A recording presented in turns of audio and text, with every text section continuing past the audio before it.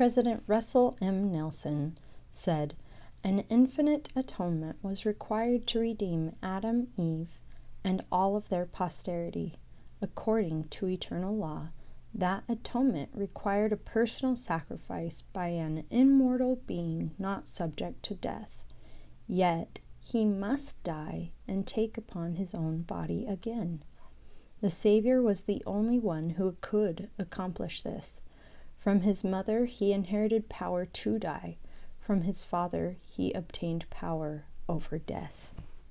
He later said, "Jesus Christ's atonement is infinite, without an end. It was also infinite in that all humankind would be saved from never-ending death. It was infinite in terms of his immense suffering. It was infinite in scope. It was to be done once for all. And the mercy of the atonement extends not only to an infinite number of people, but also to an infinite number of worlds created by him. It was infinite beyond any human scale of measurement or mortal comprehension." 2 Nephi chapter 9, verses 10 through 12, 20 through 22. "O how great the goodness of our God, who prepareth a way for our escape from the grasp of this awful monster, yea, that monster, death and hell, which I call the death of the body, and also the death of the spirit.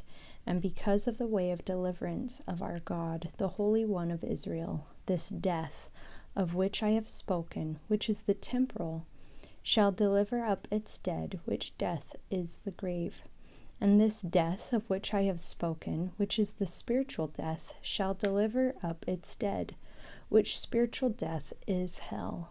Wherefore death and hell must deliver up their dead, and hell must deliver up its captive spirits, and the grave must deliver up its captive bodies, and the bodies and the spirits of men will be restored one to the other, and it is by the power of the resurrection of the Holy One of Israel. Oh, how great the holiness of our God, for he knoweth all things, and there is not anything save he knows it. And he cometh into the world that he may save all men, if they will hearken unto his voice.